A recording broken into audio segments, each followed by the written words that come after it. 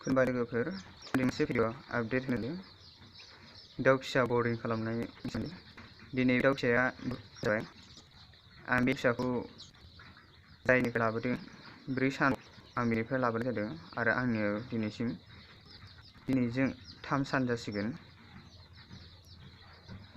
आङो बे साननैयाव जाय बिगोमानिफ्राय दाउ फिसाखौ लाबोनाय जादों फेनलाइट पाउडारखौ बिसोरो आंनो हरफादों आरो आंखौ बिसोरो साननै फेनलाइट पाउडारखौनो दैजों लागायनानै होनो थिनदों। 2 ग्राम हरदों 120 फिसा दाउसानि थाखाय। मोननै ड्रिंकाव आङो 1 ग्राम खरै लागायनानै होनाय जादों आरो बेखौनो साननै होनानै जोब्बाय। आरो दिनै आङो दुथि सानाव लिक्सिन पाउडारखौ आङो गुफुर दाउसाया खियो, मोनसे बेराम बियो, बिनि थाखाय आङो लिक्सिन पाउडारखौ दैजों 2 ग्राम 120 नि थाखाय लागायना होनाय जादों। मोनसे ड्रिंकाराव 1 ग्राम खरै। आरो बिसोरनो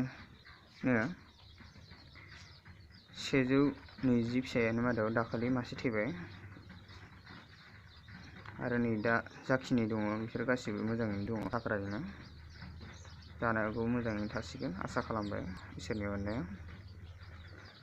सोरबाफोर जुदि दाउ फिसा फिसिनानै जुदि बरिं खालामनो रोङाखैब्ला आंनि बे भिडिअनि गेजेरजों नायनानै सोलोंनो हागोन आरो मोजां दाउ फिसा फिसिनायाव आगान होलांनो हागोन। लोगोफोर, आंनि इउटिउब चेनेलखौ साबस्क्राइब खालामना होदो आरो बेबायदिनो गोदान भिडिअ जाहाथे मोनबाय थायो आरो दाउ फिसा फिसिनाय एबा दाउ फिसिनायाव मोजाङै मोजां दावगालांनो हायो आरो माखासे गियानफोरखौ मोनलांनो हायो। बेबायदिनो आङो गोदान आपडेट होनो नाजागोन। आंनि मुलि होनाय बायदिसिना आदार फिड बायदिसिनानि गेजेराव आं नै दा रिस्टार्टार फिडखौनो होगासिनो दङ। 20 सानहालागै होनाय जागोन। गोजोन्थों रायजोफोर, दिनैनि भिडिअ बेखिनियानोसै।